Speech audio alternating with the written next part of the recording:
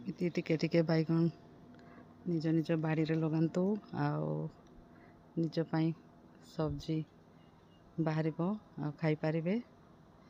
ମୁଁ ନିଜ ବାଡ଼ିରେ କିଛି କିଛି ଛୋଟ ଛୋଟ ଗଛ ଯାକ ଲଗାଉଛି, ଯେମିତିକି ସବଜି ଗୋଟେ ଦିନ ଖାଇହେବ ସେମିତି।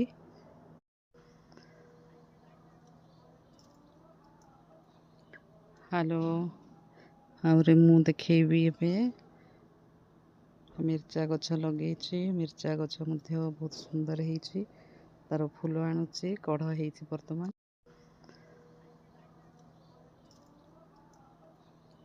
ହ୍ୟାଲୋ, ଆହୁରି ମୁଁ ଦେଖେଇବି ଏବେ ମିର୍ଚା ଗଛ ଲଗେଇଛି। ମିର୍ଚା ଗଛ ମଧ୍ୟ ବହୁତ ସୁନ୍ଦର ହେଇଛି, ତାର ଫୁଲ ଆଣୁଛି, କଢ଼ ହେଇଛି ବର୍ତ୍ତମାନ। ମିର୍ଚା ଗଛ ସୁନ୍ଦର ହେଇଛି।